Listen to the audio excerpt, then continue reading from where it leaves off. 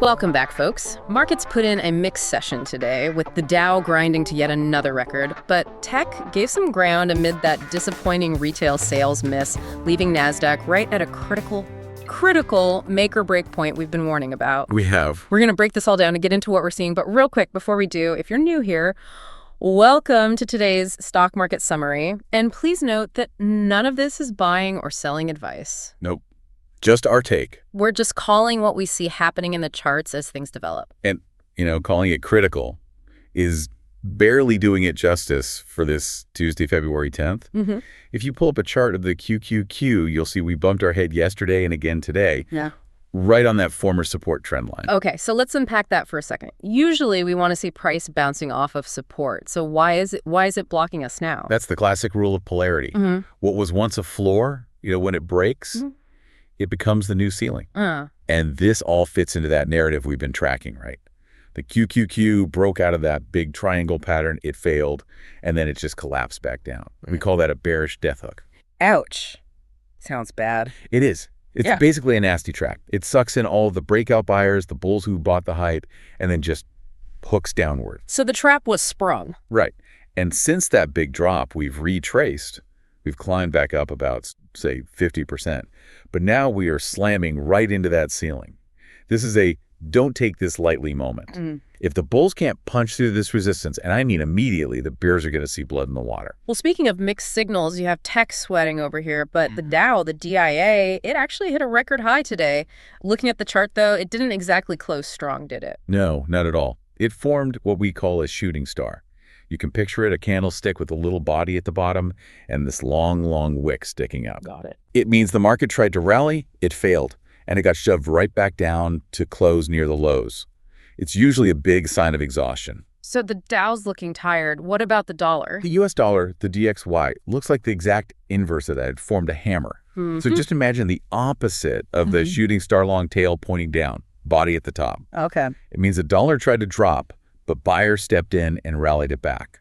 So if the dollar strengthens tomorrow, that puts some serious pressure on stocks. And it seems like investors are already, sniffing that out, because the sector rotation today was interesting. Utilities XLU just woke up. Yeah, massive strength there, huge volume. And that flight into boring, safe utilities makes perfect sense when you look at the economic data that dropped this morning. Right, that retail sales number was, it was a miss. A big miss.